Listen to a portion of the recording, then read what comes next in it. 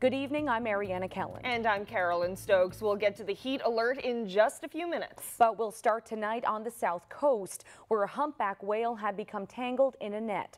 The humpback has been freed, but it had many in the Hermitage Bay area worried. It happened here in Hardy Cove. Cabin owners in the area witnessed the whale swim into one of two nets that were set by Cook Aquaculture. That company was attempting to capture salmon that recently escaped from a fish farm. The whale stayed in Hardy Cove for about an hour. It then moved further south down towards Hermitage. It was followed by DFO officers and other boaters in the area.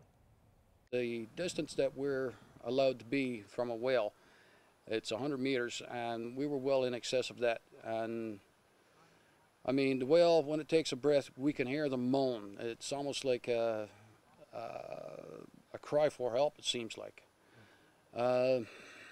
It's disturbing. I mean, you got a whale that's swimming with a net that is hanging off of it, the buoys, the line, and who knows, there may be salmon in that net.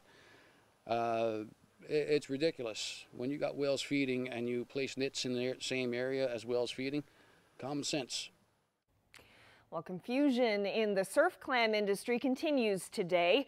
In February, the government awarded 25% of the year's quota to Five Nations Clam Company, calling it part of a reconciliation effort. Well, last week, they abruptly announced that the contract was canceled. The federal fisheries minister was in town today, and we asked him for an explanation. Here now's Kate McGilvery is live with us now. So, Kate, what did he tell you? Not much. So this deal was actually canceled in July, and that information was made public last Friday. It was today we got a chance to ask the fisheries minister, Jonathan Wilkinson, about what happened, and here's what he said. We had discussions with the proponent. We went back and forth with the proponent on a number of occasions and made the decision that we would be terminating the contract. That decision was made in early July. For reasons of commercial confidentiality, I can't go into the specifics. It's those specifics that are missing now. Surf clams are shipped to Asia for use in sushi, and the Five Nations contract was worth tens of millions of dollars. But there was controversy around it from the start. Five Nations Clam Company didn't have its partners listed when it won the contract, and court records later revealed it was only 25% Indigenous owned. Then came an ethics investigation into ties between former Fisheries Minister Dominic LeBlanc's wife's family and the company. Wilkinson denies that a conflict of interest had anything to do with the cancellation. The government remains committed to Indigenous reconciliation, but it is committed to doing it in a way that's going to be successful and that is reflective of the concerns of local constituents. So are you saying Five Nations Clam Company was shaping up to be unsuccessful, that wouldn't have worked? No, I'm not saying that. I'm saying that there are some things that we've discussed with the proponent. We came to the conclusion that at this stage it was in the best interest of the process to cancel this particular arrangement. But why they came to this conclusion? That's under the banner of commercial confidentiality. As for what happens now, Nova Scotia's Clearwater Seafoods will likely fish the 25% clam quota meant to go to Five Nations. That's good news for the Clearwater processing plant in Grand Bank. Then the process will start all over again. What we've said is that we would look to have a new entrant in place by 2020. In other words, a call for bids to take on a portion of that surf clam quota will begin all over again. Now, Wilkinson did say today that this time the bids are going to be reviewed by an independent third party.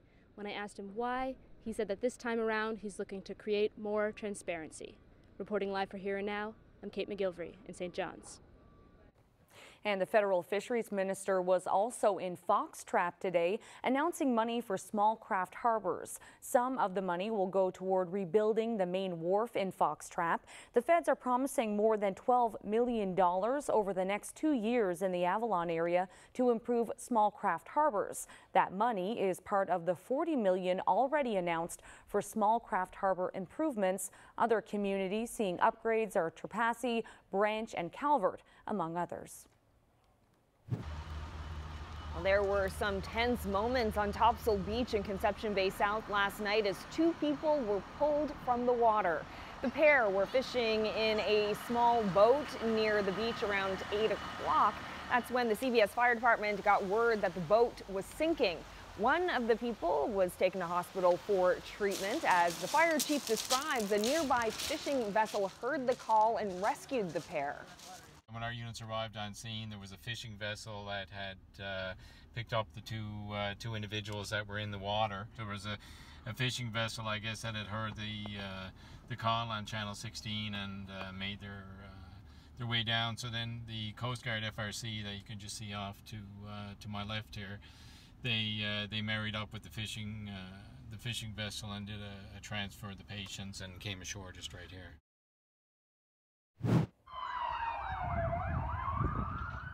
The fire that sank the Sebastian sails yesterday in Twillingate also did major damage to the local wharf. About 65 feet of the local dock was destroyed. The harbor master says the wiring that supplied power to vessels was also wiped out.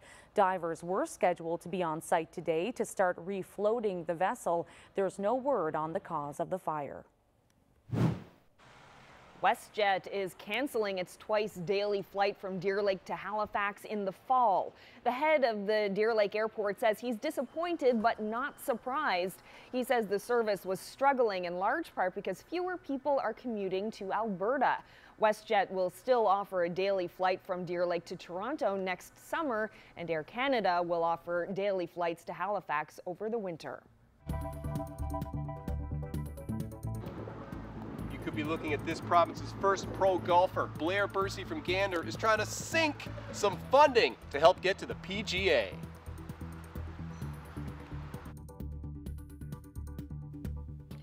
Well, Silicon Valley North, data centers have been popping up around Labrador. Now, they're warehouses that have computer hardware working for clients in other places. And at least one entrepreneur says business is flourishing and wants to expand. But to do that, he needs power, and he's eyeing the Labrador grid. Jacob Barker has that story. The data center business is generating a lot of noise here in Labrador and taking a lot of heat. So our miners both have two fans on them, one in the front to pull in cool air and one in the back to push it out, as well as we have fans on our exterior walls to pull all that hot air directly outside. Rows upon rows of computer hardware working at a Great North data warehouse for clients far away. And the noise isn't the only racket these machines have been making. Are you making money? Business is good. Machines in this room are mining for Bitcoin, but there are other technologies on the horizon and other uses for these buildings. And we don't just host Bitcoin miners. The gutted building across the street behind you is going to be a 6-megawatt facility, and it appears it's going to be entirely or almost entirely artificial intelligence, augmented reality, and 3D processing. To get all this done, there's one thing they need: power. And Great North Data is trying to get their hands on what they need to expand. The issue isn't a lack of power, it's a lack of transmission. There's lots of extra power at Churchill Falls. Unfortunately, the transmission grid is just a few steps behind. It's somewhat the nature of the system here. Does that mean putting more lines up? That means putting more lines up. That means more high voltage lines from Churchill Falls to both Goose Bay and Lab City. Not only from Upper Churchill, but also from more expensive Muskrat Falls power when it comes online. NL Hydro says it has no plans to hook specific customers in Labrador up to Muskrat Falls at this point, and legislation prevents them from doing so. Goodwin says he wants to use that power from Muskrat Falls to power what would be a massive 40-megawatt facility, and he says he wouldn't have to look far for customers. He says they're clamoring for his business, even though he hasn't advertised for clients in the last 2 years. Jacob Barker, CBC News, Happy Valley Goose Bay. At least 35 people have been killed in a bridge collapse in Italy, according to local media reports. It happened in the port city of Genoa. The victims were inside cars and trucks and plunged to their deaths.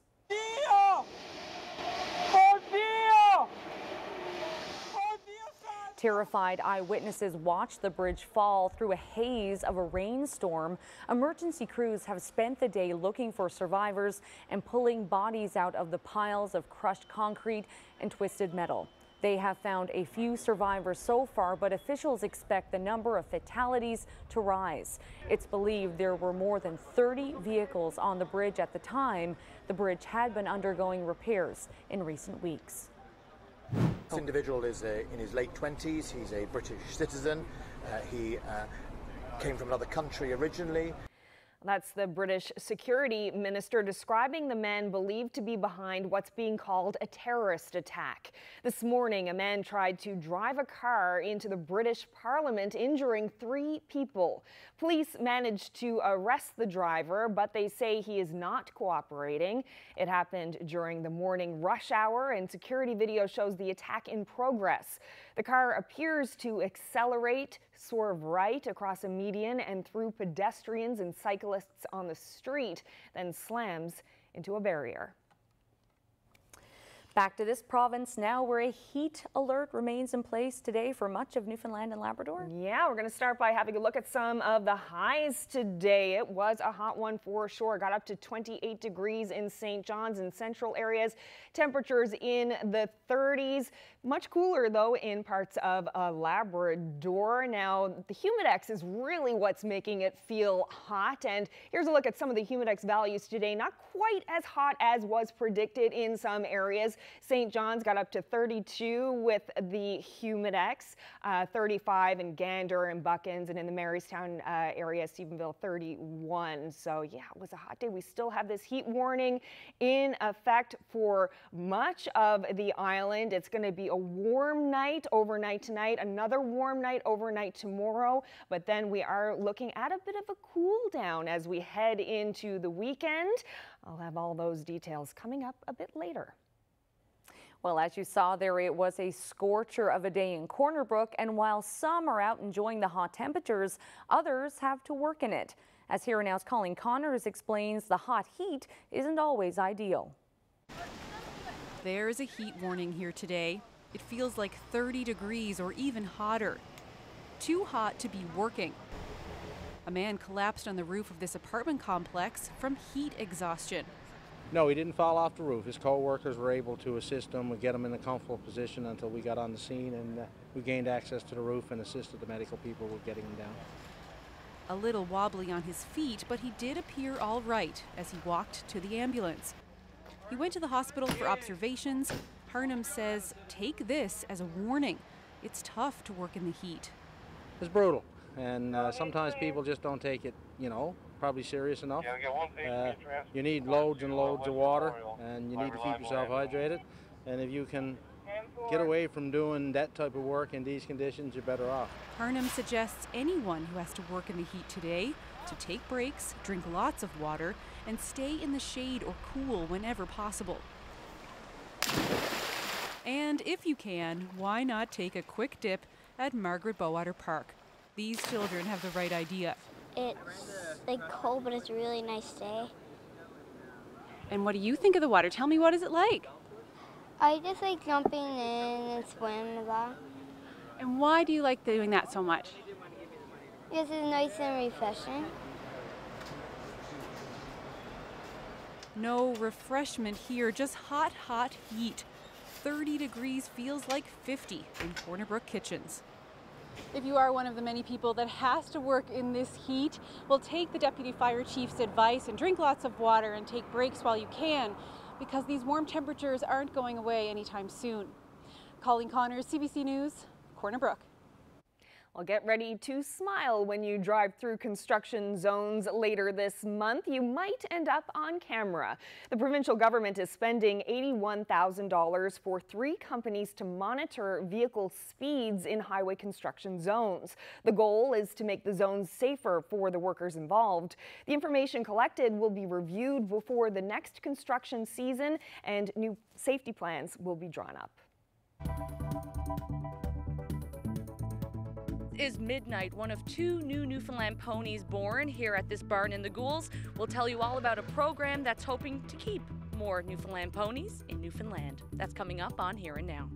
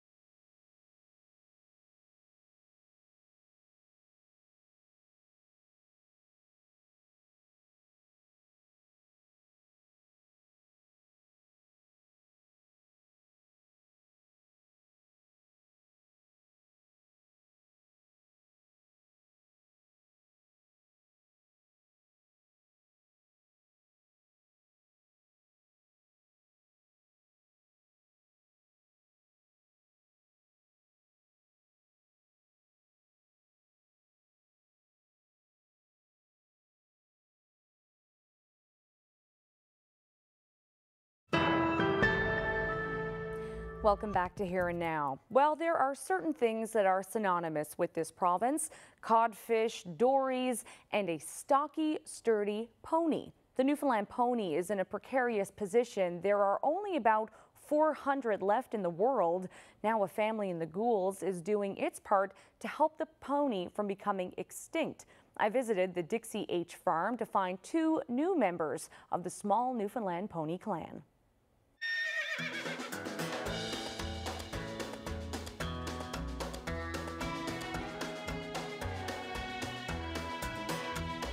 We have 2 full-size Newfoundland ponies, and you have 2 little babies, 2 foals. So when did this happen? Misty's fall is a month. It was on Friday the 13th, so we called her Lucky. And this little fella is Midnight. He was born when George Street Festival was on, and we come down at midnight to check on her. And sure enough, here he was on the ground waiting. Yes. So you grew up with horses and Yes. ponies. Yeah. What was it about the Newfoundland pony that you thought, I need to do something to help the population? Well, years ago, there was hundreds of them around. And today now there's, now I'm not certain on the numbers, there's 400 total and about 200 and maybe 50 breedable animals that are left. That's why we figured it'd be good to start raising them, basically for the children growing up today, so they'll be able to see what our heritage animal was like and is. So I have to point out this little one here because she's trying to eat my dress. Do they all have their own, each individual personality? They do. I find just all the horses and ponies I've known throughout my life, they're all individuals. They all got something special about them. This guy, he's a bit of a tartar, and he's very playful but kind of timid. And this Lucky over here, she'd welcome anybody, and she nickers to you when she leaves, and she's only a month old, so she's going to be pretty friendly. So what's the ultimate goal here? We want to help to increase the numbers, so when she's old enough, she'll be put into the breeding program. Lucky might stay as a breeding stud. We're not too sure, or Midnight, sorry. He might stay as a breeding stud, hopefully. And we'll breed our ponies when they're ready to be bred again, so we can keep increasing the numbers. And I'm hoping to introduce more Newfoundland ponies in my riding program, so the kids get to actually have some hands-on with the ponies. Years ago, there was no ATVs, so the pony was the main power for people getting their woods, like the wood, and hauling the fish up off the beaches and the kelp for their farms. Everyone had them years ago, and in the summer they were all turned out. That's why we got this tough little pony. They're known as a land-raised breed, so this is how it formed. Like the ponies come over from Ireland and Scotland and England, and once they all mixed up, they produced their Newfoundland pony. How important is it for you to keep this going and to keep Newfoundland ponies alive and being bred here and part of our history? Well, it's very, very important to our family. It's mostly for the next generation coming up, because if we don't do something, they're going to be gone. And there's no bringing them back. Once they're gone, that's it. All we'll do is see pictures and talk about them.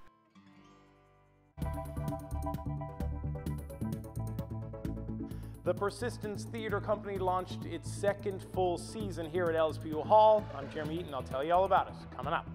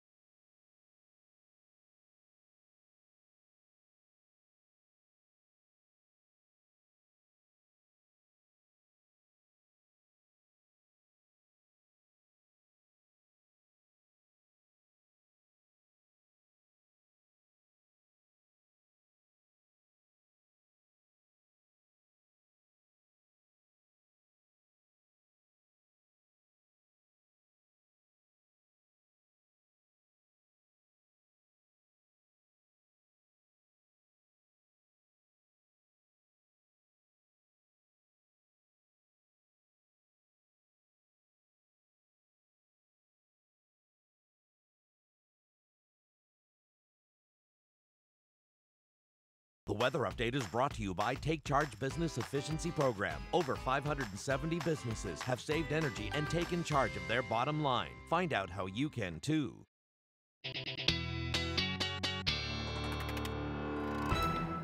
Now, before we get to your forecast, you want to talk about how the fires in BC are having an effect here all the way across the country. Yeah, absolutely. Of course, you know, in BC, there are over 600 wildfires flaming away right now. Yesterday, the province asked the feds for help. So now there are about 200 armed forces personnel and planes heading to British Columbia to help out. That's on top of 3,400 firefighters from across the country who are already there. So a really, you know, big fire burning out there. And what's interesting for us is that we're seeing some of the effects all the way over here.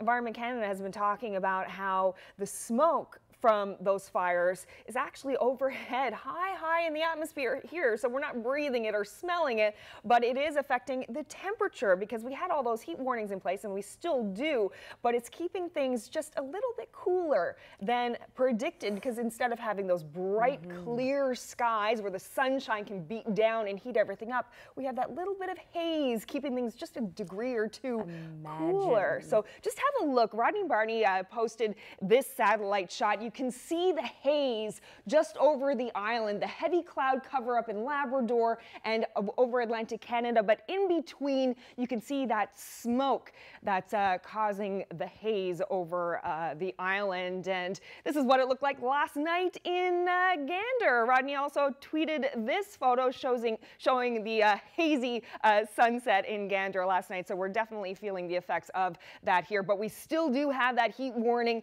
in place for much of the island. It's going to be another warm, muggy night for most places, and the temperatures are going to stay hot tomorrow. For Labrador West, some showers overnight tonight as well, and for northern Labrador, particularly north of Nain, some heavier showers up there on the island.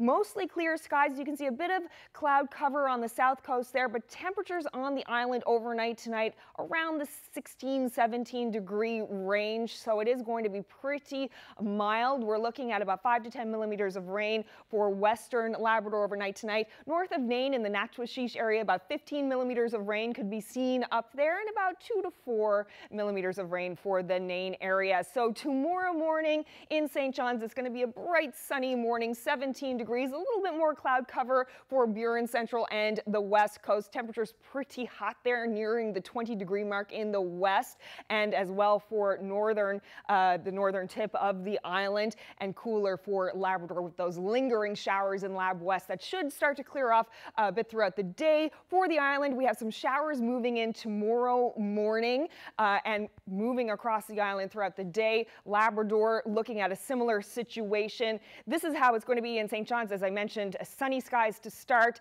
Then we're going to get up to 26, 27 degrees, and that humidex is going to stay high at 33. And then as we head into the evening, like much later in the evening, we could start to see some of those showers affecting the rest of the island. So yes, 33 as a humidex for tomorrow. As we head into central, still quite warm, 28 degrees as the high there with a 32 humidex. On the west coast, a bit cooler in those showers, about 5 millimeters of rain expected for the Corner Brook area and a 30 humidex.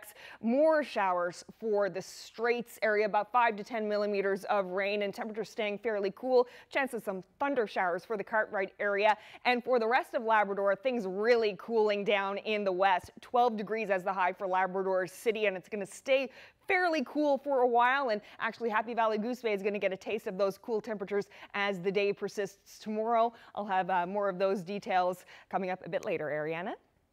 Thanks, Carolyn. Persistence Theatre has announced its second season of shows. The St. John's-based group calls itself Feminist Theatre Company and say even though it is 2018, feminist theatre is still needed to push for equality. Here Now's Jeremy Eaton stopped by the LSPU Hall to learn a little more. Well, it is obviously a very sincere, deep pleasure to introduce our second season of Persistence. The feminist theater company showed off its fall production schedule this morning. The nonprofit group will put up 3 shows in 2018-2019. Persistence Theater is a feminist organization that uses theater as its medium to promote feminism and to bring change hearts and minds in the world through our storytelling. This all started out as an idea, something a group of women talked about and wondered if it could actually work. It hasn't been easy, as theater isn't cheap, but they say the work is worth it. It is a beautiful, joyous endeavor every time we do it. I mean, it's really hard. You have to raise a lot of money, and you don't always raise enough money, and that's very stressful. But because we're all very connected to why we're around the table and why we're rolling up our sleeves, it makes it ultimately quite joyful. And it is important that we have voices that represent everybody in our society. A little financial help was on hand today. All 3 levels of government have offered up some funds to make this work a little easier. To be standing here today with 4 shows done and successful and validation from all the different levels of government and from the private sector, to be going into our 2nd season, it's amazing. And you kept the pot all this time. I don't carry an apple around with me. Sharon King Campbell's original will open up season 2 this November. To make the 3 shows happen, Persistence Theater has been able to provide a lot of part-time work. We've been able to employ almost entirely women. We had 44 different positions in our 4 productions last year, and almost all of them filled with cisgendered women. So this old geezer, he wants Catherine because she's right cute and she's right young and she's got this long, pretty hair. Bernie Stapleton's Offensive to Some will run for a week in January. Despite it being 2018, the women behind Persistence Theater say it's still needed. Why do we need feminism in white, middle-class St. John's? We're very privileged here, but there is still so much further we need to go. We do not have equality in the leadership, either in politics or in the business world. While legislatively women have equality, in actuality, women really don't, and there's still a lot of distance to go. All 3 shows for Persistence Theater's 2nd season will be performed here at the LSPU Hall, and it all gets kicked off with the show Original that opens up November 28th. Jeremy Eaton, CBC News, St. John's.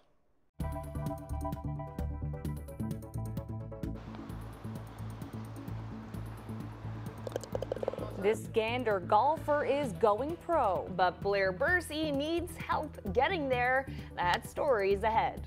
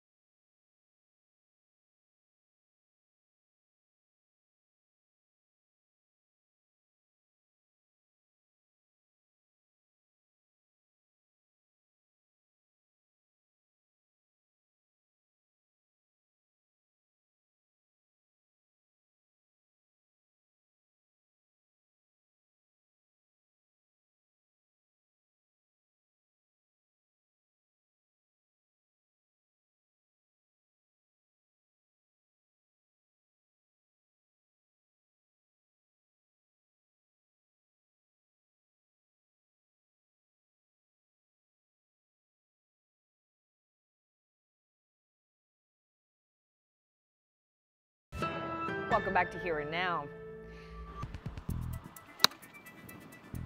Well, a young golfer from Gander is taking a swing at going pro. That's Blair Percy putting putting around Ballyhaley in St. John's. The 21-year-old just graduated from university in Utah, where he played NCAA Division I golf. And if you aren't familiar with college sports, that's about as big as it gets.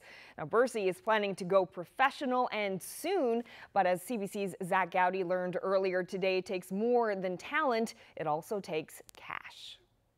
Are you the first Newfoundland or Labradorian to play the big college league, the NCAA Division I? Yeah. So first person to play Division I, first to kind of blaze a trail, if you will.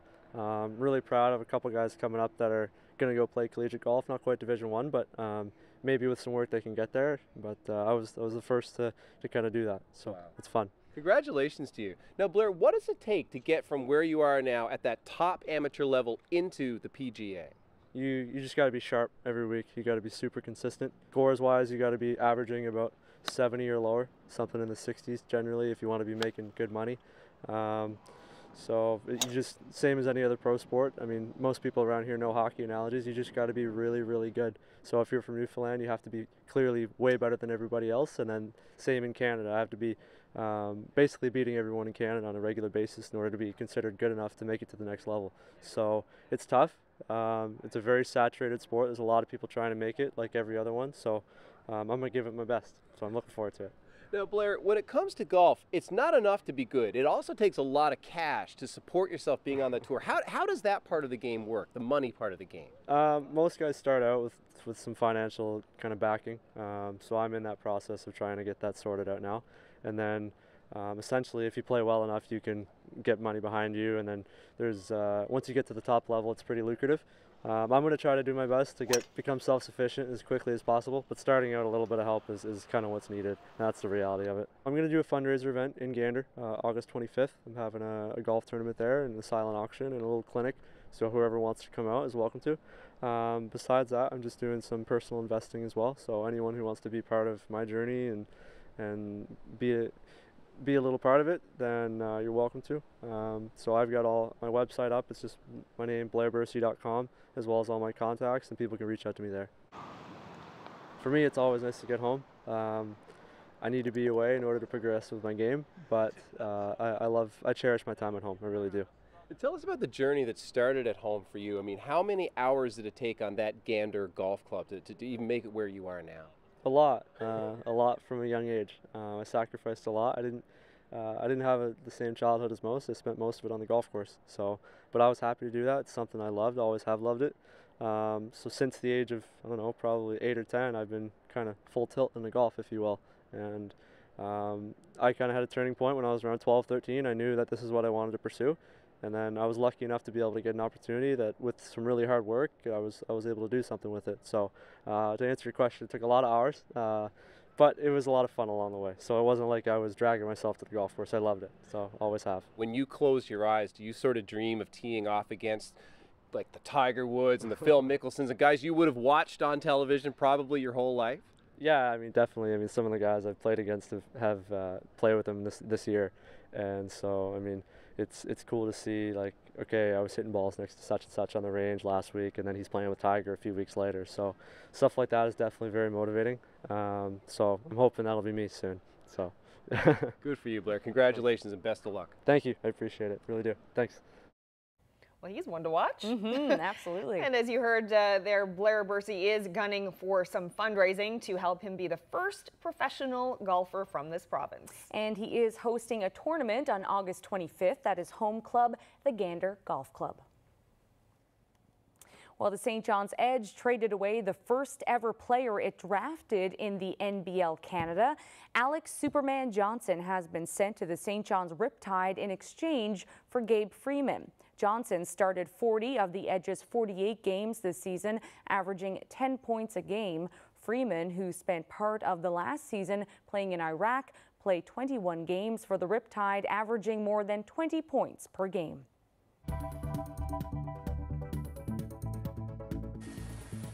Well, the images are startling. Dozens are dead after a bridge collapses in northern Italy.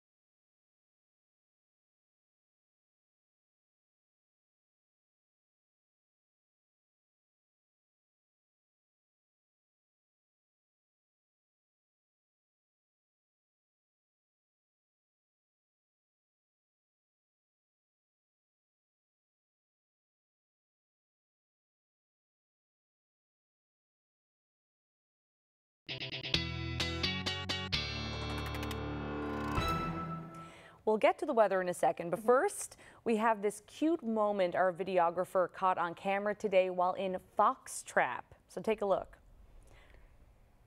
Oh, it looked like an empty boat.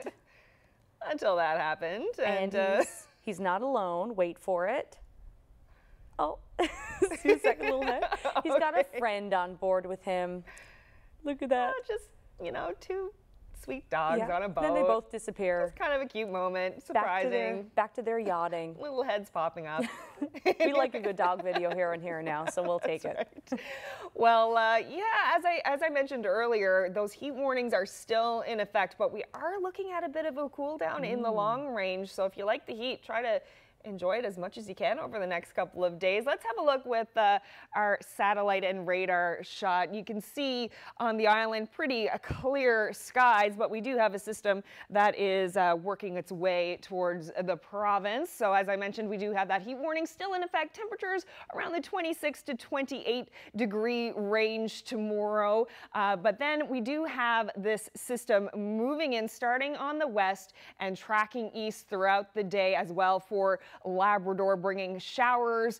In the east, we probably won't see that until much later in the day, perhaps into the evening hours. So for St. John's tomorrow, we're looking at about 27 degrees with sunny skies for most of the day.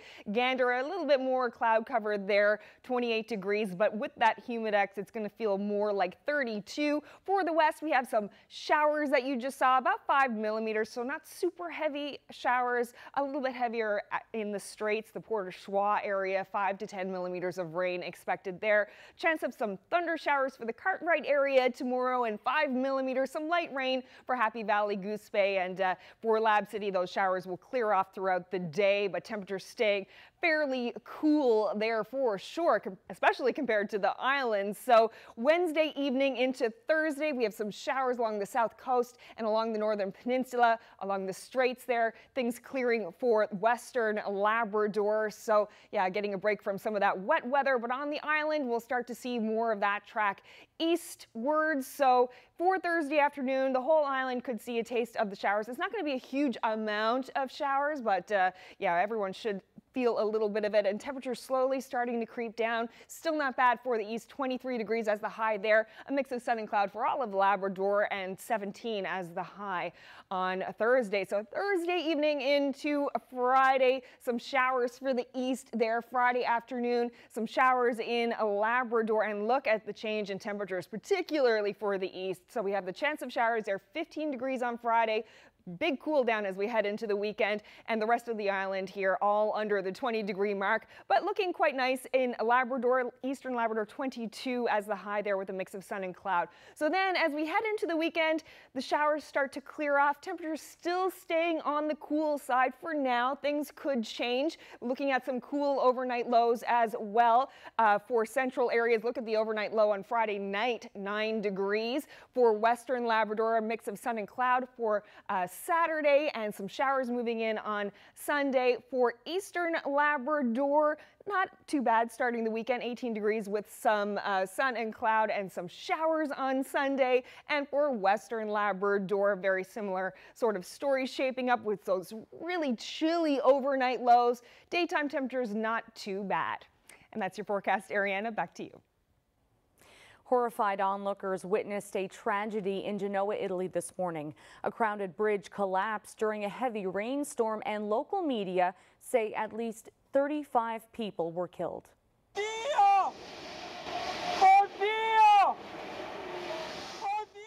A huge chunk of the metal section of the bridge collapsed, taking a supporting tower down with it. Emergency crews have spent the day looking for survivors and pulling bodies out of the piles of crushed concrete and twisted metal. They estimate that there were about 24 cars on the bridge when it collapsed, and several trucks. Investigators are looking for the cause of the accident. The bridge has recently been undergoing repairs. Megan Williams has more from Rome. The Morandi Bridge that runs over Genoa is an incredibly heavily trafficked bridge. It's used not only by tourists year-round, but especially this time of year. This is the Ferragosto holiday in Italy. That's the mid-August holiday when thousands of Italians are traveling up to southern France, and then travelers, vacationers are traveling down along that A10 highway that crosses the bridge. But not only are holidayers using that bridge this time of year, but the people of Genoa use it as well. It's an ancient city with the, crowded, meandering streets, so a lot of people use that highway bridge just to get to work and back. We know that there were about 36 cars, vehicles on the bridge at the time that it collapsed, including 3 trucks. Right now, experts, authorities are saying that the death toll is likely to rise, and this points to a larger problem in Italy, namely the lack of investment in infrastructure. There are upwards of 24 bridges that collapse each year in Italy. Most of them don't make the news because they're small bridges and people don't die, but a couple do each year when there are fatalities, and no doubt there is going to be a lot of questioning about what happened on this particular bridge, one that has been plagued perhaps more than any other bridge in Italy because of structural problems to it. It was built in 1967, but almost since the moment that it was built, it's had a lot of problems and a lot of maintenance. And some experts say that the cost of maintenance actually now or very soon will outstrip the cost of the original cost of building the bridge. So there are going to be lots of questions about that bridge in particular, but also the sorry state of infrastructure throughout all of Italy. Megan Williams, CBC News, Rome. As Saudi Arabia calls back students in its ongoing diplomatic feud with Canada, there's one who is being very vocal in his criticism of the kingdom. He's from Saudi Arabia and has been granted asylum here. Now he's concerned that the Saudi regime is targeting his family and friends back home, but he has no intention of toning down his criticism. The CBC's Claude Rivet reports. I was telling the Saudi students, you have the right to stay here in Canada, and nobody can force you to leave Canada. And I'm pretty sure if you seek asylum, you would be accepted. They didn't like that. Omar Abdulaziz was granted asylum in Canada in 2014, 5 years after he left Saudi Arabia. The Bishop's University Political Studies senior has been a vocal critic of his place of birth. I was criticizing the government. I was criticizing the policies of Saudi Arabia, but nothing happened to my family before. That changed last week as the feud between Saudi Arabia and Canada quickly escalated.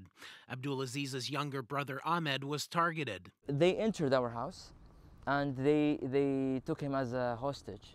And they told him that you have to ask your brother to stop talking about these issues. So my brother started to contact me, was telling me, was begging me, Omar, please stop talking about this. Omar, we're going to be jailed. Omar, our friends are going to be jailed. Try to do something. Omar, stay, remain silent. I said, no, that's not going to happen. Abdulaziz says he doesn't know about his brother's current whereabouts or under whose authority he was taken. He's concerned his friends could also be targeted. He's also been flooded with messages on social media urging him to stand down. But Abdulaziz says he won't budge, even if it might mean never going back to Saudi Arabia for fear of being jailed. If I remain silent, and I accepted that, I was scared to be harmed, or my family to be harmed, or to be attacked, or something like that. Everybody's going to be like that. Someone has to talk about these issues. Someone has to say no. And when it comes to foreign policy, Canada's tweet urging Saudis to release activists and which started the dispute between the two countries, Abdulaziz has no regrets. This is why people love Canada, not because, this is why people like Canada, not because we have Celine Dion or we have Niagara Falls, or because of our values. This is why people, recognize Canada. Claude Rivet, CBC News, Sherbrooke. Rangers who patrol the Canadian Arctic are getting some upgrades. New rifles to replace a model that's been in use since before the Second World War, and refurbishments for their workhorse planes, the Twin Otters. Alex Brockman reports from Yellowknife. Rangers in Canada's north are getting some help, and they're getting it in a big way, in the form of 7,000 new rifles that they're getting, the C-19. Now what this does is replaces the Lee Enfield, which first saw action in the First World War in France. They've been using them for years up here, but gradually that gun's become obsolete and it's difficult to find parts. So 3 years ago, the former Conservative government announced that they were looking at replacing those rifles, and over the last 3 years, as the new government's come in, they've kept that commitment and are now in the stage of delivering the rifles. So what happens now is the government has given these rifles to the Rangers and they have them to train. They're going to spend the next 2 years learning how to use these properly as it rolls out throughout the north. Now, Rangers are known as the eyes and ears of Canada's north. They live in communities like Lutzel, Dawson City, Hay River, and even here in Yellowknife where I'm standing. The Defence Minister says he wants to make a commitment to Canada's north and the Ranger program. But in particular with the Rangers, we are now finally have the resources to look at what are those needs. And we want to make sure that certain rules that were put in place in the past, they're not actually inhibiting our ability to support. Now, the minister talked about the rifles, but he also mentioned the Twin Otter airplane, and that's what you can see right behind me here. Now, there are 4 of them stationed here with 440 Squadron here in the north. And what's happened with them is each one in turn is going down to BC where it's being refurbished and the actual life of this aircraft is being extended. That's happened with the first one, which will arrive back in Yellowknife, and then followed by the next 3 in succession. And what this really does is it refurbishes these planes and extends their shelf life, so that way the government can figure out what's next in terms of aircraft for Canada's Rangers. So the minister is here. He said he renewed his commitment to the Rangers and plans more supports, and he spoke about that as well. And this is why it's extremely important for me to personally come here and talk to them directly to see that what are those things that we can fix almost immediately and then also into the long term. I had a really good conversation today, everything from certain aspects of the uniform. More importantly, how is their skill set going to be passed on? Minister Sajjan began his trip here in Yellowknife. From here he goes to Alert, which is Canada's northernmost armed forces base, where he'll be touring the facilities there. Then to the Nenisivic refueling station, which is scheduled to open next year. Alex Brockman, CBC News, Yellowknife. Here's a look at today's viewer photo of the day. Now, Ariane, I know it's really hard to tell where this was shot. Yeah, this is difficult. It's a tricky one. We'll try to keep it a secret until after the break.